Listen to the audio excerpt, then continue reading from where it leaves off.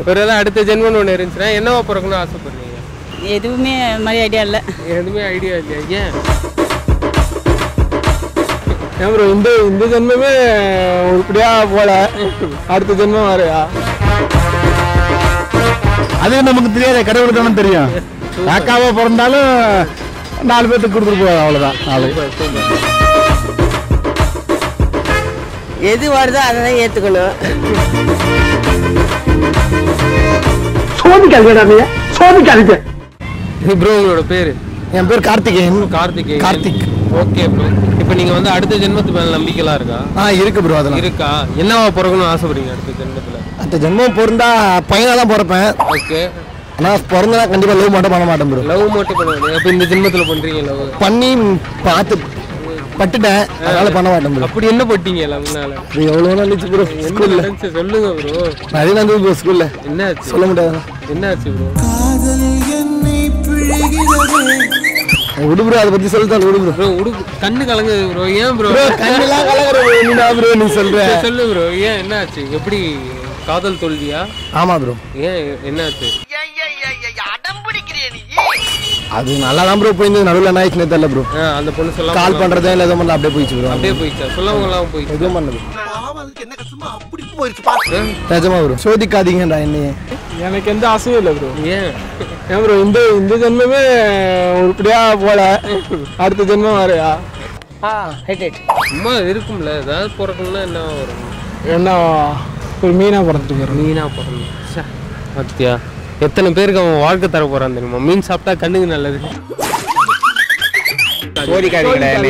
அண்ணா அடுத்த ஜென்மத்து மேல நம்பிக்கை இருக்காங்க? கண்டிப்பா நம்பிக்கை இருக்கு. நம்ம செய்யற நல்லது கெட்டதை வச்சு அடுத்த ஜென்மம் நமக்கு இருக்கா இல்லையான்னு பகவான் முடிவு பண்ணுவாரு. அப்படி ஒரு நாள் இருந்துச்சுன்னா என்னவா பிறக்கணும்னு ஆசைப்படுறீங்க? அது நமக்கு தெரியாது, கடவுளுக்கு தானே தெரியும். இப்ப நீங்க தான் கடவுள், என்னவா பிறப்பீங்க? அதாவது இப்ப நம்ம மனித கடவுள் கொடுத்துருக்கான். அடுத்து நம்ம இந்த இதுல நம்ம என்ன செய்யறோமோ அடுத்து நமக்கு பகவான் என்ன கொடுக்குறான்னு அவனுக்கு தான் தெரியும், நமக்கு தெரியாது. ஆமா, கண்டிப்பா தெரியாது. ஒருவேளை உங்களுக்கு ஆசை இருக்கும் இல்லையா? நமக்கு ஒரு ஆசையும் கிடையாது. ஆசைகள் இல்லாதவனே தூய்மையான மனிதன். ஆமா, கண்டிப்பா நமக்கு எந்த ஆசையும் இது வரைக்கும் கிடையாது. இருக்கிற வரைக்கும் நல்லது பண்ணிட்டு போயிடணும். நல்லது பண்ணா போதும். எதுவா பிறந்தா நல்லது. ஆமா ஆமா ஆமா. காக்காவா பிறந்தாலும் 4 பேர்த்துக்கு கொடுத்துட்டு போவோம், அவ்வளவுதான். சோதிக்காதீங்க, நல்லா சோதிங்க சாமி, தப்பு கிடையாது. ஆமா. இப்ப அடுத்த ஜென்மத்து மேல நம்பிக்கை இருக்கா? அப்பெல்லாம் ஒன்றும் இல்லை. ஒருவேளை அடுத்த ஜென்மம் ஒன்று இருந்துச்சுன்னா என்னவா பிறக்கணும்னு ஆசைப்படுறீங்க? எதுவுமே மாதிரி ஐடியா இல்லை. எதுவுமே ஐடியா இல்லையா? ஏன் போதும், இதுவே இந்த ஜென்மமே போதுமா? போதும். அவ்வளவு கஷ்டப்பட்டுட்டீங்களா? ஆமா. ஏன் போகலான்னு பார்த்தா கூட விட மாட்டேங்கிறானே. இப்ப அடுத்த ஜென்மம் சொல்றாங்க இல்லையா, அது மேல உங்களுக்கு நம்பிக்கை இருக்கா? ஒரு சமயம் நம்பிக்கை இருக்குது, ஒரு சமயம் நம்ப முடியாம இருக்குது. சரி, ஓகே. ஒருவேளை அடுத்த ஜென்மம் ஒன்று இருந்துச்சுன்னா என்னவா பிறக்கணும்னு ஆசைப்படுறீங்க? எது வருதோ அதை தான் ஏற்றுக்கணும்.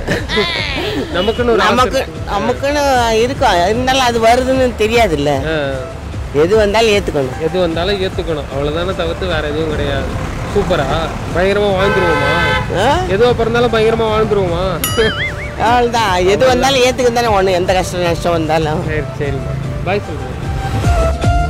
சோதிக்காதீங்க, சோதிக்காதீங்க.